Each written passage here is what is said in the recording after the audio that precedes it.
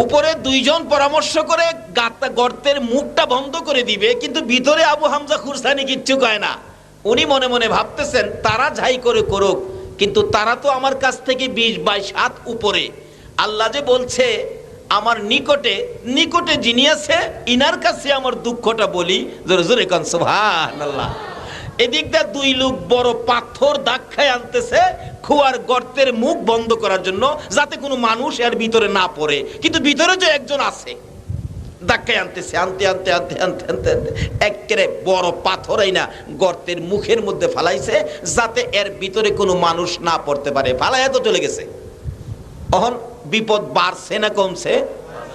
ভিতর থেকে শেখ আবু হামজা খুরসানি কয়, প্রভু গো, তুমি না কইছো তোমার নবীরে দিয়া, তুমি না আমাদেরকে বুঝাইছো, ডাকলে বলে তুমি নিকটে, তুমি যখন নিকটে আমি অন্য কাউরে ডাকবো না। মুখ বন্ধ হয়ে গেছে, ডাকতেছে গাফুর রহিম নাম তোমার আল্লাহ হো আল্লাহ হো আল্লাহ, ইয়া রহমানু নাম তোমার আল্লাহ হো আল্লাহ হো আল্লাহ।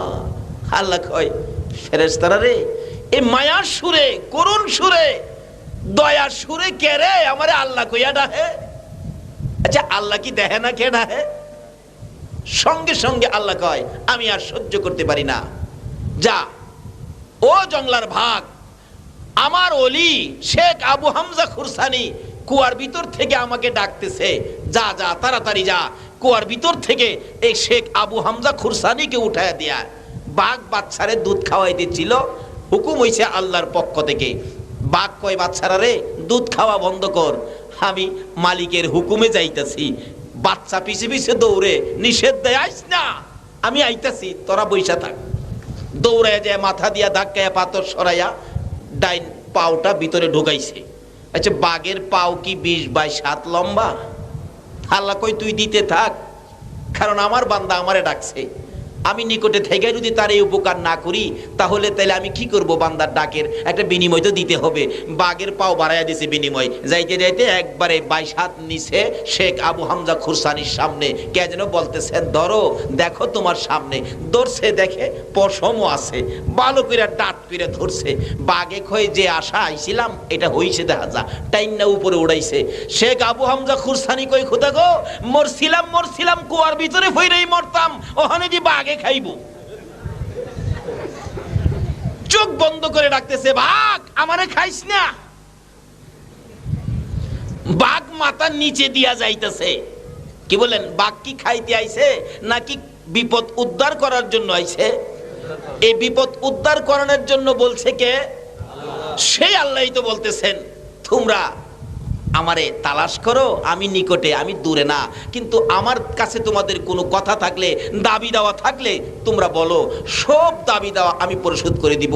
আজকে জংলার ঘোড়া, জংলার হরিণ, পশু পাখি পর্যন্ত দাবি আদায় করে নিয়ে যায় আমার নবীর নাম বেচ্ছা, কিন্তু আমরা নবীর উম্মত হইয়া দাবি আদায় করতে পারি না।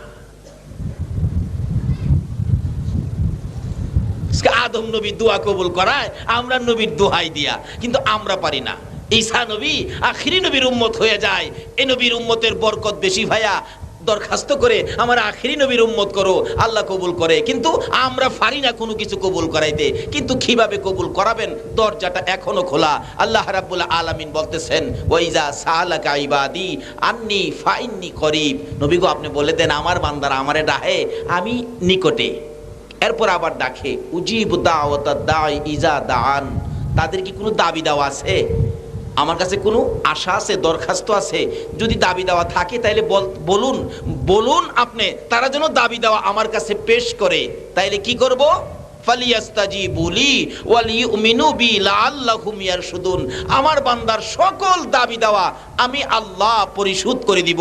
সুরে সুরে বলুন সুবহানাল্লাহ। কিন্তু আমরা দাবি করতে পারি না, বিধায় পারি আমরা আল্লাহর কাছ থেকে আদায় করতে পারি না। আর দাবি করলেও স্বার্থের দাবি, সঠিক দাবি করতে পারি না।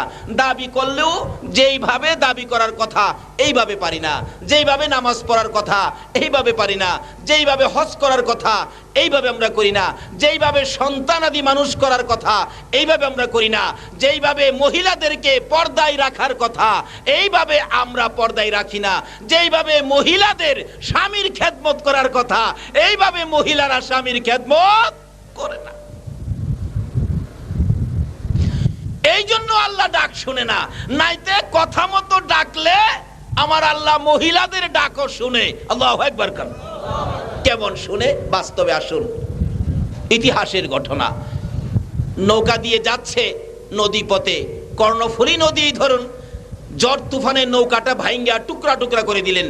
একটা মহিলা 1 মাসের একটা বাচ্চা, ছেলে বাচ্চা, 1 বছরের, 1 মাস নয় 1 বছর, 1 বছরের ছেলে বাচ্চাটা বুকে বাম হাতে চাপাইয়া ধরে নদীর মধ্যে সাঁতরাইতেছে আর ডাকতেছে, খোদা গো তুমি না বলে নিকটে, আমি আমার কুলের সন্তানটা নিয়ে বিপদে পড়ছি, তুমি যদি নিকটে হয়ে থাকো এই বিপদ থেকে আমারে, আমার কুলের সন্তানটারে তুমি বাঁচাও। আল্লাহ যে বলছে নিকটে, আসলে কি এটা সত্য নাকি মিথ্যা? কিন্তু আমরা তো এটারে কাজে লাগাইতে পারি না। আল্লাহর কথা তো সত্য। মহিলা ডাকতেছে, কানতেছে আর 1 হাতে সাঁতরাইতেছে, 1 বছরের বাচ্চাটার 2 গালে চুমাইতেছে আর বলতেছে, বাবা গো আমি মা থাকতে তোমার জীবনটা শেষ হইতে দিব না। হঠাৎ দেখে একটা কাঠের টুকরা, বড় আকারে একটা কাঠের টুকরা সামনে আইসা বাসছে। এটার মধ্যে হাত দিছে, দেখে একটু ভর রাখে, তুফান কমে গেছে, ঢেউ থেমে গেছে। এখন বাচ্চা বুকে নিয়ে বলতেছে, খোদা গো তুমি বুঝি আমার এই বিপদ থেকে উদ্ধার করবা। কিন্তু তুফান থেমে গেছে, কাঠের টুকরায় ভর রাখতে পারতেছে, কিন্তু দেখা যায় একটা লম্পট যুবক মহিলাটার দিকে নদীর মধ্যে সাঁতরায় আসতেছে, তার নিয়ত ভালো না, কাছাকাছি আসতেছে আর হাসতেছে। মহিলা ডাকতেছে, মাবুদ, ভাবে বোঝা যায় আমার ইজ্জতের উপর আঘাত করবে, তুমি না ডাক দিলে শোনো। আল্লাহু আকবার কন্যা, এটা মহিলা, আরে ডাকতে পারলে মহিলার ডাকও তো শুনে। মাবুদ রে, বিপদ দেখা যায় একটার পর আর একটা বিপদ, আমি তোমার দরবারে হাত বাড়াইলাম, তুমি যখন নিকটে আছো আমার ইজ্জতের গাঠুরি তোমার কুদরতি হাতে দিলাম, আমার ইজ্জত গাঠুরি বানায়া তোমার কুদরতি হাতে দিলাম। কিন্তু যুবকটা আসতেই আসে, থামে না। আবার ডাক দিলেন, প্রভু গো আমার ইজ্জতের হেফাজত কি তুমি করবা না? তুমি যদি আমার নিকটে থাকো আমার ইজ্জতের হেফাজত করো। তারপরও যুবকটা কাছে আইসা গেছে, এবার আর ডাকে না। 2 বার ডাকলাম, তুমি যখন আমার ডাক শোনো না আর আমি তোমারে ডাকবো না। আল্লাহ কয়, না রে ও বান্দি, আমি তো তোর ডাক শুনছি। বলুন আল্লাহ ডাক শুনছে কিনা? কথা মতো ডাকছে আর ডাকও শুনছে। কাছাকাছি আইসা ইতিহাস লেখে, মহিলার জীবনী লেখে, নিষ্ঠুর যুবক ওই মায়ের কুল থেকে বাচ্চাটাকে টানতেছে আগে সরানোর জন্য। মা বাচ্চা ছাড়তে রাজি না, বাচ্চা মায়ের গলায় ধরে রাখছে, গলা ছাড়তে রাজি না। দুঃখিনী মা বাচ্চা বুকে নিয়ে রাখছে, নিষ্ঠুর যুবক বাচ্চাটার গলায় ধরে টাইনা মার কাছ থেকে সরাইয়া নিয়ে গেছে, মায়ের সামনে বাচ্চাটারে পানির মধ্যে ফেলে দিছে। ওই 1 বছরের বাচ্চা মায়ের দিকে তাকাইয়া মা মা কইয়া পানির নিচে চলে যাইতেছে। মহিলা 2টা হাত বাড়াইয়া কান্দে, মাবুদ রে তুমি যদি আমার নিকটে থাকো আমার কলেজার টুকরা সন্তানটারে হেফাজত কইরো। দিয়া দিছে, বাচ্চা পানির নিচে আল্লাহরে কই হেফাজত করতো। খুদ কেমন ঘটনা। তারপরে নিষ্ঠুর যুবক বাচ্চাটারে পানি ফেলে দিয়ে মহিলাটার গায়ে হাত দিতে চাইলে হাত দেওয়ার আগে আগে পিছনে একটা কুমির হাজির হয়ে গেছে। সুবহানাল্লাহ। মহিলাটা দেখতেছে কুমির এসে যুবকটাকে টাইনা ধরলো, পিছনে নিয়ে টুকরা টুকরা করে ছেড়ে ফেলেছে, কিন্তু মহিলাটারে কিছু করে নাই। এবার মহিলা ভেবেছে নিশ্চয়ই আমার ডাক আমার আল্লাহ কবুল করেছে। আমার আল্লাহ বলেন, এরে দুনিয়ার মানুষ, মেয়ে হও আর পুরুষই হও, তোমরা যদি আমার ডাকার মতো ডাকতে পারো, কথা দিলাম সকলের ডাক আমি আল্লাহ শুনি। জোরে জোরে কোন সুবহানাল্লাহ। ডাকতেছে, প্রভু গো আমার বিপদ বুঝি উদ্ধার করে দিবা। একটু পরে বেহুশ হয়ে গেছে, সন্তানের কথা মনে হয়ে গেছে। অ্যাক্সিডেন্টের খবর শুনে উদ্ধারকারী দল জাহাজ নিয়ে নাইমা গেছে। মানুষ অ্যাক্সিডেন্টে পড়ছে, বেঁচে আছে কিনা উদ্ধার করতে গেলে ইতিহাস বলেন দূরবীন দিয়ে দেখতেছে কোন মানুষ নদীর মধ্যে জীবিত আছে কিনা, তাইলে আমরা উদ্ধার করব। ইতিহাস বলেন দূরবীন দিয়া দেখে বহু দূর 1 বছরের একটা বাচ্চা মাছের পিঠের উপর ঘুমাইতেছে। আল্লাহু আকবার, নারে তাকবীর, আল্লাহু আকবার, নারে ইসলাম, ইয়া রাসূলুল্লাহ, নারে গাউসিয়া, ইয়া গাউসুল আজম দস্তগীর। 1 বছরের একটা বাচ্চা দেখা যায় মাছের পিঠের উপর ঘুমাইতেছে। আচ্ছা, এটা কি আশ্চর্যের কথা না? সমুদ্রের মধ্যে মাছে মানুষ পাইলে পিডে লয় না পেডে নেয়? কয় না দি বাঙালি? সমুদ্রে বড় বড় মাছগুলি মানুষ পাইলে পিডে নেয় না পেডে ঢুকায়? কিন্তু পিডের উপর মাছ মানুষ রাখছে বাচ্চাটাকে, ব্যাপারটা কি? আমার আল্লাহ বলেন, আমি না কথা দিছি ডাকলে আমি নিকটে দাবি দাওয়া করলে পরিশোধ করি, কিন্তু এখন তো আমরা ডাকতেই জানি না, বিধায় কোনো দাবি আমরা উদ্ধার করতে পারি না। উদ্ধারকারী দল বলেন, আমরা জাহাজ চালায় যায় দেখি বাচ্চাটা এখনো মাছের পিঠের উপর ঘুমাইতেছে। নিচে নামলেন, নাইমা বাচ্চাটার গায়ে হাত দিলেন, বাচ্চা ঘুমাইতেছে, এখনো ঘুমে। আল্লাহ কই ঘুমা। জাহাজের উপর তুলছে, ঘুমাইতেছে। আবার দেখতেছে আরো কোনো মানুষ জীবিত পাওয়া যায় কিনা। দূরে দেখা যায় কাঠের উপর ভর করে একটা মহিলা ভাসতেছে, জীবিত মনে হয়। জাহাজ চালায় গেলেন, যায় দেখে মহিলাটা জীবিত। বলতেছেন, তোমার নাম কি, ঠিকানা কোথায়, কি অবস্থা আছো, তোমার পরিচয় দাও। মহিলা একটা চিৎকার মারে, ও উদ্ধারকারী দলেরা, আমার কোনো পরিচয় তোমরা জানতে চাও না, আগে বলো আমার কলিজার টুকরা সন্তানটা কই, আমার 1 বছরের বাচ্চাটা কই। যদি বাচ্চার খবর না দিতে পারো, আমি এই নদীর থেকে উঠবো না, আমি মাও জীবন দিয়ে দিব। মা সন্তানের জন্য এমন একটা মায়া আছে কিনা, কি বলেন? উদ্ধারকারী দল একজন বলে, একটা বাচ্চা তো পাওয়া গেছে, তুমি উঠো, একটা বাচ্চা আছে। কোথায়? আমাদের জাহাজে। জাহাজে মহিলাকে উঠাইলেন। কোথায় বাচ্চা? ওই জাহাজের কিনারে ঘুমিয়ে আছে। মা পাগলের বেশে দৌড়ায় যাইতেছে। কাছাকাছি যাওয়ার পরে বাচ্চাটা তো ঘুমাইয়া রইছে। মা দূর থেকে চিৎকার মেরে ডাক মারছে, বাবা গো, আমার আল্লাহ কই পাগলামি করিস না, আমি যে আল্লাহ, ওই যে দাবি করছস, আমি যে দাবি পুরা করব, কথা দিছি, দেখ আমি কেমন আল্লাহ। পানির নিচ থেকে বাচ্চা মাছের পেটে রাইখা, এমন বিপদের মধ্যে জীবিত রাইখা, মায়ের কুলে মায়ের বাচ্চা পৌঁছাইয়া দিতে পারি। জোরে জোরে কোন সুবহানাল্লাহ, নারে তাকবীর, আল্লাহু আকবার, নারে রিসালাত, ইয়া রাসূলুল্লাহ, নারে গাউসিয়া, ইয়া গাউসুল আজম, নারে মিলাদুন নবী, জিন্দাবাদ। বলুন মদিনা। সে আল্লাহ এখনো আছে কিনা? কিন্তু এখন পুরুষের ডাক হই শুনে না, আর মহিলারা ডাক শুনবো। যদি এখনো ডাক দিতে পারে মহিলাদের ডাক, কি বলেন শুনবে কিনা? কিন্তু কোন মহিলার ডাক শুনবে? আসুন শিক্ষা দিবেন নবী। আল্লাহ রাব্বুল আলামিন নিজে বলেছেন, তোমরা কি করো? নবীর সাথে সম্পর্ক করো, নবীর কাছ থেকে শিক্ষা নাও। নবী হলেন আমাদের নমুনা। লাকাদ কানা লাকুম ফি রাসূলিল্লাহি উসওয়াতুন হাসানা। আল্লাহ বলেন, আমাকে পাওয়ার, আমার জান্নাতে যাওয়ার, আমার কাছ থেকে দাবি আদায় করার, আমাকে খুশি করার জন্য নমুনা হলো নবী মুহাম্মদুর রাসূলুল্লাহ সাল্লাল্লাহু আলাইহি ওয়াসাল্লাম। শিক্ষা দিয়েছেন আমার নবী। কিভাবে দেখেন, একদিন খাতুনে জান্নাত ফাতেমাতুজ জাহরা নিজের মেয়েকে দিয়েই শিক্ষা দিলেন। তবুকের যুদ্ধের ঘটনা খুললে পাওয়া যায়। তবুকের যুদ্ধে হযরতে আলী রাদিয়াল্লাহু তাআলা আনহু যুদ্ধের ময়দানে যাবেন। এমন সময় খাতুনে জান্নাত ফাতেমাতুজ জাহরা বলতেছেন, স্বামী গো, ও স্বামী, তুমি যুদ্ধে যাইবা? হ্যাঁ। আমি একটা দাবি করি তোমার কাছে। কি দাবি? আমার জন্য একটা নতুন কাপড় আনবা, কারণ তোমার কাছে বিয়ে হয়েছে যেদিন, নতুন কাপড়ও তুমি দিতে পারো নাই। আমার মৃত মা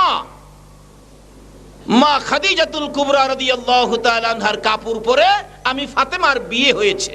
ও মা বোনেরা, যে খাতুনে জান্নাত ফাতেমাতু জাহরা বেহেশতি মহিলাদের সরদারিনী হবে, তার জীবনী খুলো, তা কি করেছে। আর এত রঙের রঙের কাপড় পায়া তোমরা কোন দিকে কি করতেছো? আসলে এই নবীকে চিনতে পারলে, নবীর আদর্শ, নবীর তরিকা বুঝতে পারলে সহজ হয়ে যাবে। আমি কিতাবাদি খুলে খুলে দেখছি মহিলারাই নবীরে চিনছে আগে। সুবহানাল্লাহ। মহিলারাই নবীরে চিনছে আগে। ওই রকম মহিলা যারা ছিল তাদের পেট থেকে নেককার আলেম উলামা ওলি গাউস কুতুব জন্মগ্রহণ করেছে। যাই হোক, বলতেছিলাম খাতুনে জান্নাত ফাতেমা জাহরা বললেন, স্বামী গো, আমাকে একটা নতুন কাপড় আনবেন আমার জন্য। কারণ বিয়ে হইছে মার পুরান কাপড় পরে, মৃত মায়ের কাপড় পরে। এই পর্যন্ত দুইটা সন্তানের মা হইলাম, হাসাইন আর হুসাইনের মা হইলাম, আমাকে একটা নতুন কাপড় দিলেন না। স্বামী গো, যুদ্ধ থেকে আসার সময় আমার জন্য একটা নতুন কাপড় আনবেন। আচ্ছা বলুন তো, স্বামীর কাছে স্ত্রী এভাবে কাপড় দাবি করার অধিকার আছে না? ফাতেমা ন্যায্য দাবি করছে, এরপরও হযরতে আলী রাদিয়াল্লাহু তাআলার মনটা একটু বার হয়ে গেছে। কেন? যুদ্ধের ময়দানে যাইতেছি, ফাতেমা এই সময় দাবি করলো, বাসি না মরি যুদ্ধক্ষেত্রে, মনটা একটু ভার, রওনা হয়ে গেছে। পিছে পিছে হাসাইন আর হুসাইন যা কিছু হইতো নানার কাছে টপ করে বলে দিত। দৌড়ে যাইয়া আমার নবীর কানে কানে বলে দিলেন, নানা গো, আমার মা আমার বাবা যুদ্ধে যাওয়ার সময় একটা জামার দাবি করেছিল, আমার বাবার মনটা একটু বাড়ি হয়ে গেছে। এই খবরটুকুন পাইয়া আমার নবী ফাতেমার ঘরে আসে না। কি শিক্ষা দিয়ে গেলেন? কার ডাক শুনবে? কার ঘর থেকে ওলি হবে, গাউস কুতুব হবে? আজকে ওলির জীবনী আছে, ওলি নাই। আর আলেম উলামা যদিও হয়, রাজনীতি ফাজনীতি কইরা, দ্বন্দ্ব বন্ধ কইরা, বোমা টোমা মাইরা একেবারে মুসলমানের কলঙ্ক কইরাতে রাখে।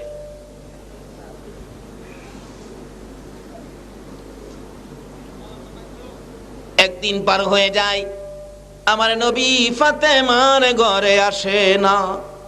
2 দিন পার হয়ে যায়, ফাতেমার ঘরে আসে না।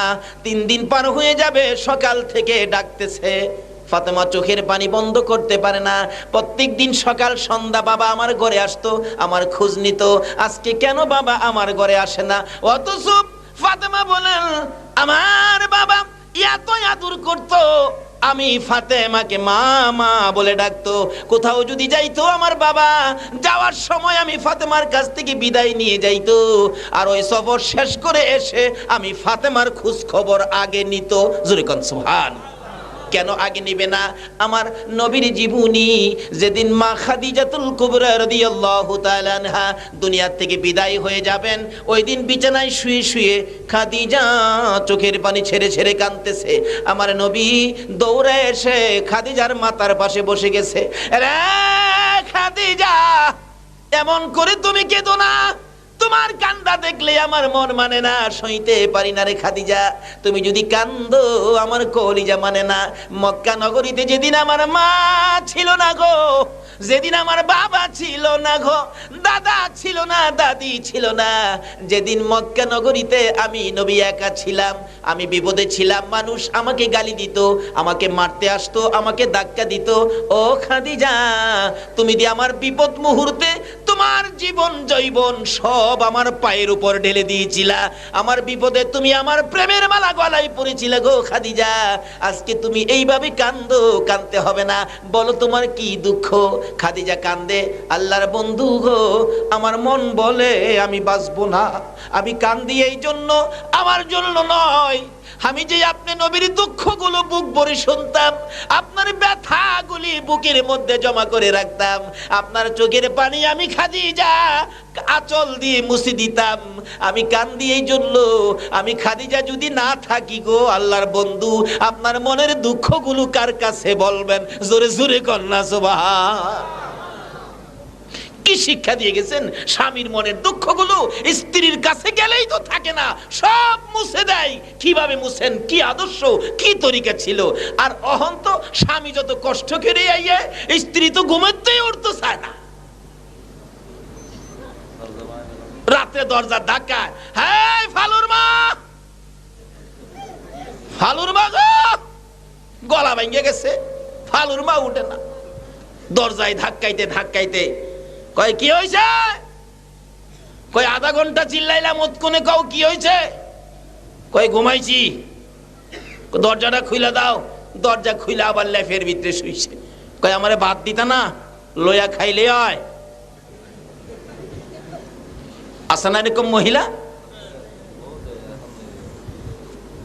এই জন্য নামাজ কবুল হবে না, এই জন্য আমার আল্লাহ ডাক শুনবে না।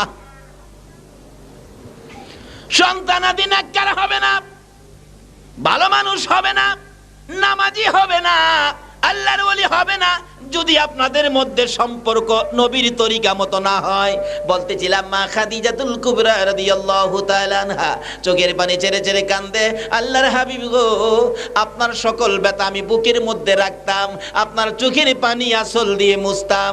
কেউ যখন আপনার ছিল না, মক্কা নগরীতে যখন মা হারা বাবা হারা ছিলেন, আমি খাদিজা ওই বিপদ মুহূর্তে জীবন জৈবন সব আপনার কদমে ঢেলে দিয়ে আপনার প্রেমের মালা গলায় পরেছিলাম গো আল্লাহর বন্ধু। আমি কান্দি, আমার মন বলে আমি আর বাঁচবো না। হুজুর, আমি যদি মরে যাই গো, আপনার এই দুঃখগুলি কে শুনবে? আপনার বিপদে কে আপনার পাশে দাঁড়াবে? মা খাতুনে জান্নাত ফাতেমাতুজ জাহরা দৌড়াইয়া, ছোট ছিলেন তখন, মায়ের পাশে গিয়ে বসে গেছেন, চোখের পানি মুছতেছেন। মা গো, ও মা খাদিজাতুল কুবরা, এইভাবে তুমি কাঁদবা না। যাও, কথা দিলাম তুমি যদি না থাকো, আমি আমার বাবার পাশে থাকবো, আমি মা হই আমার বাবারে আদর করব। সুবহানাল্লাহ। এখনো দেখেন মেয়েরা বাবারে আদর বেশি করে কিনা কোন তো? মেয়েরা বাবারে আদর বেশি করে। বাবা, কথা দিলাম আমি ফাতেমা তোমার সুখে দুঃখে পাশে থাকবো। এই জন্য আমার নবীও ফাতেমাকে মা মা বলে ডাকতেন। ফাতেমা কত কষ্ট করেছেন ফাতেমার জীবনীতে পাওয়া যায়। ফাতেমা নামাজের মধ্যে ছিলেন, এমন সময় ডাকতেছে দরজা খোলার জন্য। দরজা খুলে দিলে ফাতেমা বসে বসে নামাজ পড়তেছিল। আমার নবী বলেন, ফাতেমারে বসে বসে নামাজ পড়লি কেন? বসে তো নামাজ পড়লে ভালো না, দাঁড়াইয়া পড়তে হয়। ফাতেমা বলেন, বাবা গো, আমিও জানি দাঁড়াইয়া নামাজ পড়তে হয়, বসে পড়ার কারণটা কি আপনি তো শুনলেন না। কি কারণ মা, আমি জানতে চাই। আমার নবীর কলিজার টুকরা নয়নের মণি ফাতেমা বলেন, বাবা গো, আজকে 3টা দিন পার হয়ে গেছে গো বাবা, আমি ফাতেমার চুলায় আগুন জ্বলে না। বাবা, না খাইয়া থাকতে থাকতে আমি ফাতেমা দাঁড়াইতে পারি না বাবা গো, তারপরেও নামাজ ছাড়ি না, দাঁড়াইতে পারি না, বসে বসে হইলেও আমি নামাজ আদায় করি। জোরে জোরে কন্যা সুবহানাল্লাহ। ফাতেমার মতো মহিলা যদি দাঁড়াইতে পারে না, না খাইয়া থাকতে থাকতে বসে বসে নামাজ আদায় করে, বলুন আনোয়ারার মহিলারা এ নামাজ আদায় করতে হবে কিনা? শুধু এটাই শেষ নয়, আমার নবী একদিন ডাকতেছে, ফাতেমা দরজা খোলো। জি আব্বা। দরজা খোলো, খোলে না। ফাতেমা, জি আব্বা। দরজা খোলো, খোলে না। 3বার বলতেছেন দরজা খোলো, 3বারের মাথায় জবাব দেন ফাতেমা, বাবা গো, দরজাটা আমি কেমনে খুলবো গো বাবা? আমি এমন একটা কাপড় পরিধান করে রাখছি, কাপড়টা যদি মাথার দিক ডাকতে চাই পায়ের দিক খালি হয়ে যায়, পায়ের দিক ডাকতে গেলে মাথার দিক খালি হয়ে যায়। আমার নবী রুমাল মুবারক দরজার ফাঁকি দিয়ে ভিতরে দিলে, রুমালটা দিয়ে মাথার দিক ডাইকা দরজা খুলে দিলেন। আমার নবী বলেন, ফাতেমা রে, এই জগৎ কষ্টের জগৎ, কষ্ট করো। ও ফাতেমা, এই কষ্টের জন্য মনে দুঃখ নিও না। আমার রাসূল বলেন, তুমি কি এই দুনিয়ার শান্তি চাও না আখিরাতের শান্তি চাও? নবীর মেয়ে খাতুনে জান্নাত ফাতেমাতুজ জাহরা বলেন, বাবা গো, আমি এই দুনিয়ার শান্তি চাই না, আমি আখিরাতের শান্তি চাই। আমার নবী বলেন, ওয়ালাল আখিরাতু খায়রুল লাকা মিনাল উলা। জোরে জোরে কোন সুবহানাল্লাহ। আমার আল্লাহ কুরআন শরীফে ঘোষণা দিয়েছেন, রব্বানা আতিনা ফিদ দুনিয়া হাসানাতাও ওয়া ফিল আখিরাতি হাসানাতাও। তোমরা দুনিয়ার ভালাই ধরো, আখিরাতের ভালাই ধরো, কিন্তু দুনিয়া এবং আখিরাতের ভালাই যদি ধরতে চাও থাকতে হবে আমার নবীর কথায়। বলুন কার কথায়? বলতেছিলাম খাতুনে জান্নাত ফাতেমাতুজ জাহরা বললেন, আমার জন্য একটা নতুন জামা, নতুন কাপড় কিন্তু আনবা। ফাতেমা এই কথা বললে হযরতে আলী বলেন, যুদ্ধে যাইতেছি এমন টাইমে জামা চাইলো, অথচ স্ত্রী হিসাবে স্বামীর কাছে চাওয়া রাইট, অধিকার আছে, দ্বিতীয় হবে, কিন্তু মুহূর্তটা ছিল যুদ্ধ, তবুকের যুদ্ধে যাবে আলী। হাসেন হুসেন দুইজন গিয়ে খবর দিছে, নানা গো মাঝে জামা চাইছে আব্বার কাছে, আব্বা তো দেখলাম একটু মনটা ভারী হয়ে গেল, নবীজি আর ফাতেমার ঘরে আসে না।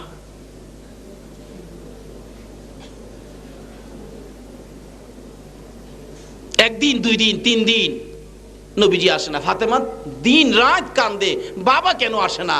দুই ছেলেকে পাঠাইছে, যাও তোমার নানারে নিয়ে আসো। নবীজি খবর দেয়, ফাতেমা নতুন জামা চায়া স্বামীর মনে কষ্ট দিচ্ছে। অনেক মহিলারা স্বামীর মনে কষ্ট দেয়নি হোক, আল্লাহু আকবার, রাখলাম এখানে। খাতুনে জান্নাত ফাতেমাতুজ জাহরা একদিন বলছিলেন, বাবা গো, নবীজিরে বলে, বাবা গো আমি তো নবীর মেয়ে, হ্যাঁ, আমি তো হাসাইন আর হুসাইনের মা, হ্যাঁ, আমি তো হযরতে আলীর বিবি, হ্যাঁ, আমি নাকি বেহেশতি মহিলাদের সর্দারিনী, হ্যাঁ বাবা। আচ্ছা আমি তো বেহেশতে গেলে আমার পাশের বেহেশতিটা, আমার পড়োশি বেহেশতিটা কে হবে, কোন মহিলাটা হবে বাবা, আমাকে একটু বলবেন? আমার নবীজি বলেন, ফাতেমা রে, তোমার পাশের বেহেশতি মহিলা হবে একজন কাঠুরিয়ার বিবি, গরিবের বউ। ফাতেমাকে, বাবা কাঠুরিয়ার বিবি, এই মহিলাটা কোথায়, আমি কি দেখতে পারবো? নবীজি ঠিকানা বলে দিলেন, ওই মহিলাটার বাড়ি এদিকে, এইভাবে তুমি গিয়া দেখা করতে পারো। সকালবেলা খাতুনে জান্নাত ফাতেমাতুজ জাহরা দৌড়ায় গেছেন সকালবেলা মহিলাটাকে দেখতে। বাড়ির সামনে আওয়াজ দিলেন, মহিলা বললেন, কে? আমি ফাতেমা, হাসাইনের হুসাইনের মা, আলীর বিবি, নবীর কলিজার টুকরা, নয়নের মণি, আমি ফাতেমা। মহিলাটা ভিতর থেকে বলতেছেন, ফাতেমা গো বোন, আপনি আসছিলেন কষ্ট করে, কিন্তু আপনার সাথে যে আমি দেখা করব, আমি তো আমার স্বামীর কাছ থেকে অনুমতি রাখি নাই। নবীর মেয়ের সাথে দেখা করব, স্বামীর অনুমতি চাই। আচ্ছা অনুমতি ছাড়া যদি দেখা করে স্বামী কি রাগ হইব? আরো খুশি হইব, কিন্তু কয় বোন আপনার সাথে দেখা করব, আমি অনুমতি রাখি নাই, আপনি কালকে আইসেন, আমি আমার স্বামীর কাছ থেকে অনুমতি রাখবো। ডাকতেছে, আচ্ছা ঠিক আছে। পরের দিন সকালে রওনা হয়েছে। হুসাইন কয়, আম্মু কালকা সকালে কই গেছিলা? গেছিলাম তো এক মহিলার বাড়ি, আজকে আমারে নিয়ে যাইবা। বাড়িতে আওয়াজ দিছে, কে? আমি ফাতেমা। হুসাইন জিগায়, আম্মু কালকে তুমি এখানে আইছিলা? মহিলা কয়, বোন আপনার সাথে কে? আমার ছোট ছেলে হুসাইন, আরে জান্নাতি যুবকদের সর্দার হবে হাসাইন আর হুসাইন সাথে। হুসাইন সাথে ছিলেন। এবার মহিলা কয়, ফাতেমা গো আমি তো ফাতেমার সাথে সাক্ষাৎ করব, স্বামীর কাছে অনুমতি রাখছি, হুসাইনের লগে দেখা করব, এই অনুমতি তো আমি স্বামীর কাছে রাখছি না, আমি কালকা অনুমতি রাখবো, আপনি কালকে আইসেন। পরের দিন যাইতেছে, 3 দিনের দিন। হাসাইন কয়, আম্মু হুসাইন রে লইয়া কালকে কই গেছিলা? ছোট ছেলেরা এরকম কয় না, বাবারে গেছিলাম তো এক মহিলার বাড়িতে, আজকে কিন্তু আমারে থুইয়া যাইতে পারবা না। পরে 3য় দিন ডাকতেছে, কে? আমি ফাতেমা। হাসাইন কয়, আম্মু হুসাইন রে লইয়া এখানে আইছিলা? মহিলা কই, বোন সাথে কে? আমার বড় ছেলে হুসাইন। বোন আমারে মাফ করবেন, আমি তো হুসাইনের সাথে দেখা করার অনুমতি রাখছি, হাসাইন বড় ছেলে আপনার, হাসাইনের সাথে দেখার অনুমতি রাখছি না, কালকে আইসেন। ফাতেমা ডাকতেছে, আর তোমার এখানে আসতে হবে না, আমি বাবারে জিগাইছিলাম আমার পাশের বেহেশতি কে হবে? বোন গো তুমি হবে আমার ফাতেমার পাশের বেহেশতি। জোরে জোরে কোন সুবহানাল্লাহ। এটা স্বামীর কথা মাইন্না হইল না না মাইন্না হইল? স্বামীর কথা মানার নির্দেশ নবীজি দিয়েছেন। কিভাবে দিয়েছেন এই আলোচনাটার মধ্যে ছিলাম। আসুন সামনে বাড়ি। বলতেছিলাম বাইজিৎ বলেন, মা গো তুমি আমার মা লাগো। বলুন কি লাগে? মা কইয়া যদি সন্তানেরা ডাক মারে রে, মহিলাদের কলিজা ঠান্ডা হইয়া যায়। ও বাবারা ভাইয়েরা, মার যদি কেউ কষ্ট দিয়া থাকো, মাকে কষ্ট যদি দিয়ে থাকো, মার মন খুশি করার জন্য লক্ষ টাকার দরকার নাই, কোটি টাকার দরকার নাই, এয়ার কন্ডিশনের বাড়ির দরকার নাই, মায়ের জন্য 2 কেজি মিষ্টির দরকার নাই, 5 কেজি আপেলের দরকার নাই। খালি হাতে যাইয়া 5 বছর পর্যন্ত মারে কষ্ট দিছো, মার সামনে যাইয়া খালি একটা ডাক মারো মা কইয়া, মার মন খুশি হইয়া যায়। জোরে জোরে কোন সুবহানাল্লাহ। বাস্তব আসুন, আমার এলাকার ঘটনা বলছি। একটা ছেলে জুট মেলে চাকরি করতো, জুট মেলে চাকরি করে, কিন্তু বিয়ে করাইছে বাড়ির পাশে। বিয়ে করার পরে খালি পরামর্শ দেয়, রোজগার করে চাকরি করে পয়সা বাপ মারে খাওয়াইবা, তোমার ভবিষ্যৎ আছে না, ওই যে মুরসাইতাছে চাবি। পোলাই কয় হ ঠিক ইত্যে কইছো, আর বাপ মারে খাওয়াবো না। গরিব তো গরিব মানুষ ছিলেন। ডাকতেছে, মাস শেষ হয়েছে, মা ডাকে, কিরে বেতন পাইছস? কয় বেতন পাইলে কি করুন লাগবো? কয় টাকা পয়সা দরকার না। ক টাকা পয়সা খালি তোমারই দিলামু, আমরার ভবিষ্যৎ নাই। মা কয় বাবা রে, বুঝছি তোমরার ভবিষ্যৎ। যেদিন 3 দিন 3 মাস শিশু সন্তান প্রস্রাব পায়খানা করে বিছনা লাটফাট করে দিতা, আমি মেতরের মতো পরিষ্কার করতাম। আমি তো ভবিষ্যৎ খুঁজছি না রে, আজকাই তুই ভবিষ্যৎওয়ালা হয়ে গেলি। যাও বাবা যাও, যাও ওই বাঙ্গা করে থাকো, ভবিষ্যৎ খুঁজে। মাশাআল্লাহ, 1 মাস 2 মাস 6 মাস পর্যন্ত চাকরি। কিছু পয়সা থাকে, কিছু পয়সা রাখে, কিছু পয়সা খরচ করে, এবার কিছু জমি জমা রাখা 20-25 মণ দানের মালিক হইল। মানুষ মাত্র 2 জন, দানের মালিক হয়ে গেছে 25 মণ। এখন 2 জনের আনন্দ কে দেখে? হঠাৎ তার বাবা মানুষের বাড়িতে কাজ করত, গরিব মানুষ, অসুস্থ হয়ে 8 দিন কাজে যাইতে পারে নাই, ঘরে খাবার নাই, একবারে 8 দিন পর্যন্ত ঘরে খাবার নাই। ছোট্ট একটা ভাই ছিল, ভাইটা কান্দে, মা বড় ভাইয়ের ঘরে ধান আছে, একটু ধান নিয়ে আসো না, আমার বাবা রোজগার করলে ধান কিনা দিয়া দিও, পেটের খিদা সহ্য হয় না। মা বলতেছেন, বাবারে কেমনে যামু, হ্যাঁ তো 6 মাস যাবত আমারে মা কইয়া ওই ডাকে না, কেমনে যামু তার কাছে, আমার তো লজ্জা করে রে বাবা।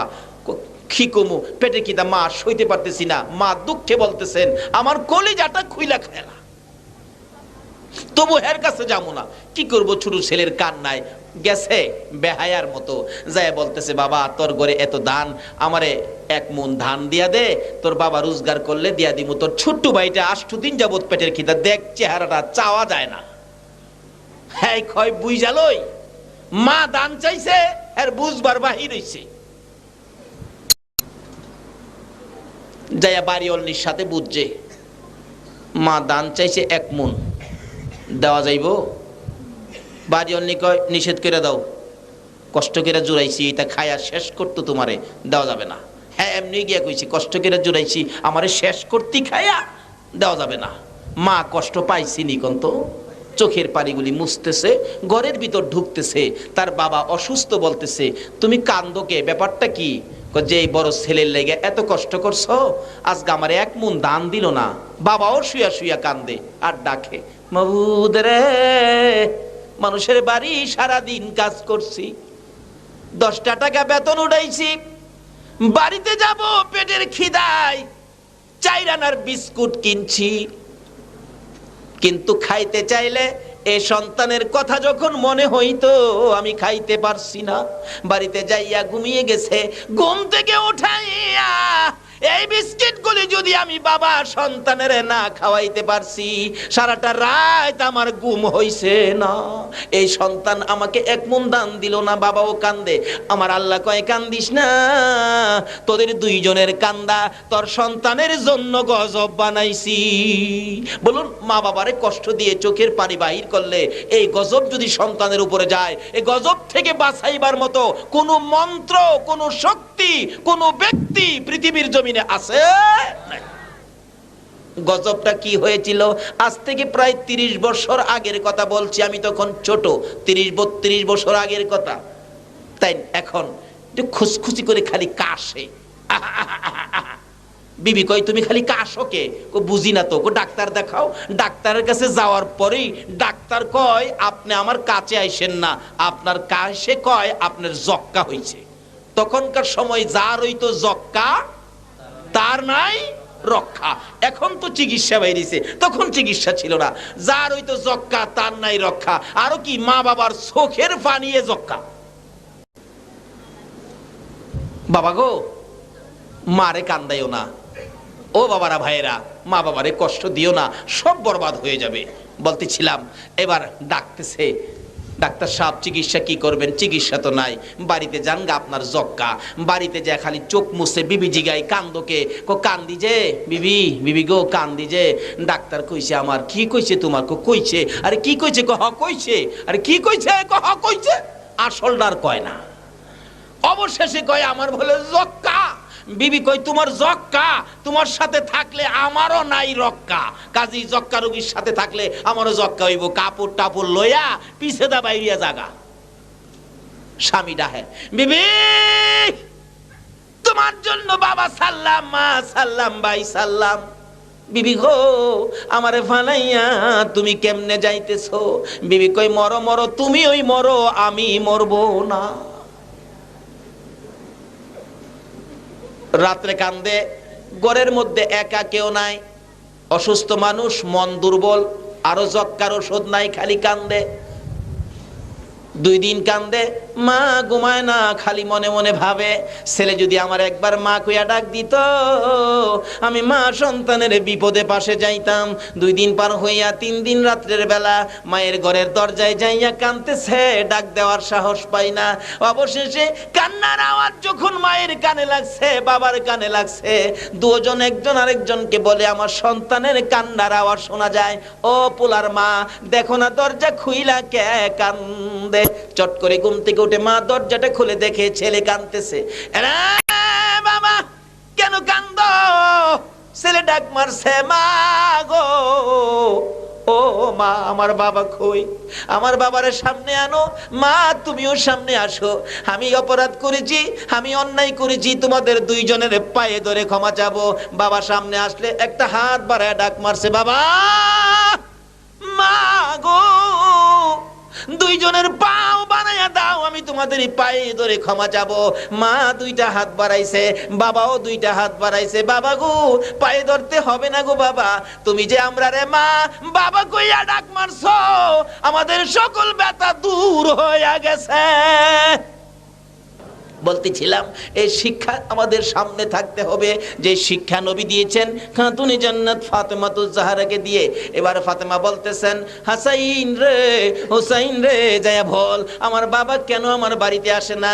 আমার নবী বলে দিলেন, হাসাইন হুসাইন তোমার মার কাছে বলে দাও নতুন জামা চাইয়া আলীর মনে কষ্ট দিয়েছে, যতক্ষণ পর্যন্ত ফাতেমা আমার আলীর মন খুশি না করবে রে, ততক্ষণ পর্যন্ত আমি নবী ফাতেমার ঘরে যাব না।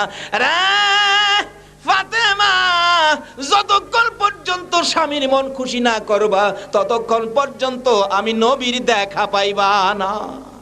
মা বোনেরা গো, যদি কেউ স্বামীর কষ্ট দিয়ে থাকো, নবী যদি আপন মেয়েকে যদি এই কথা বলতে পারে নবীর দেখা পাইবা না, তোমরা যদি স্বামীর মনে কষ্ট দাও, নবীর দেখা তোমাদেরও হবে না। এবার যাইতেছে ফাতেমা, চোখে পানি জড়তেছে। হাসান হুসাইন খবর দিলেন, মা গো বাবার মন খুশি না করলে নানা আসবে না। ফাতেমা কান্দে। 3 দিন পার হয়ে যায়, বিকাল বেলা যুদ্ধ শেষ হয়ে গেল, বিজয়ী হয়ে গেল। হযরতে আলী রাদিয়াল্লাহু তাআলা আনহু বাড়ির দিকে আসতেছে। অন্যদিন কোন যুদ্ধ থেকে আসলে বীর বিক্রমের মতো দৌড়াইয়া বাড়ির ভিতরে ঢুইকা খুশি মনে ফাতেমার সামনে যায় দাঁড়ায়। ওই দিন আলী বহু দূর থেকে গোরার থেকে নাইমা গেছে, মনটা যেন ভারী ভারী, দৌড়ায়া যায় না। গোড়ার লাগাম ধরে হাঁটতে হাঁটতে আস্তে আস্তে আসতেছে। ফাতেমা ঘরের সামনে দাঁড়াইয়া দেখে স্বামী আসতেছে, সঙ্গে সঙ্গে চুলার মধ্যে গরম পানি বসাইছে। নবীর মেয়ে হইয়া কি শিক্ষা দেয় গো ও আনোয়ারার মহিলারা, শুনো। ফাতেমা গরম পানি বসাইয়া অপেক্ষায়, স্বামী কোন সময় ভিতরে ঢুকবে।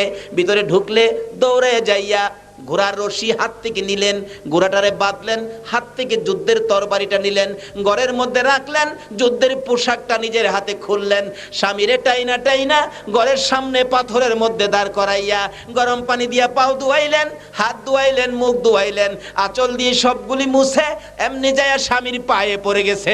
জোরে জোরে কন্যা সুবহানাল্লাহ। ফাতেমা গো স্বামীর পায়ে পড়ে চোখের পানি ছেড়ে ছেড়ে কান্দে আর ডাকে, স্বামী নতুন জামা চাইয়া তোমার মনে দুঃখ দিয়েছি, ওদিন থেকে আমার বাবা আমাকে দেখতে আসে না গো স্বামী, পায়ে ধরি বলো খুশি হইছনি? যতক্ষণ পর্যন্ত খুশি না হইবা দুনিয়া কিয়ামত হবে, আমি ফাতেমা আলীর পাও ছাড়বো না। হাসান হুসাইন দুই পাশে দাঁড়ানো, হযরতে আলী মুস্কি মুস্কি হাসে, ফাতেমা ছেড়ে দাও, আমি তো খুশি, আমি তো তোমার প্রতি কোনো রাগ না, আমি তো নিজের প্রতি রাগ, কেন একটা জামা কিনে দিতে পারি না, এত গরিবী অবস্থায় পারতেছি না বিদায় নিজেকে নিজে ধিক্কার দেয়, তোমার প্রতি আমার কোনো রাগ নাই গো ফাতেমা, আমি খুশি হয়ে গেছি। এই ফাঁকে দিয়া দৌড়াইয়া হাসাইন আর হুসাইন আমার নবীর সামনে হাজির ডাকতেছে, নানা নানা গো আজকে আমরার বাড়ি যাইবানি গো নানা। হাসাইন হুসাইন আমার আলী খুশি হইছে নি?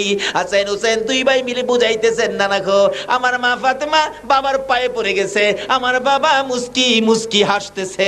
এমনি সময় আমার নবী রওনা হয়ে যায়, ঘরের মধ্যে হাজির হয়ে গেলে ফাতেমা কান্দে, বাবা গো 3 দিন পর্যন্ত আইলা না, আমার খোঁজ খবর নিলা না।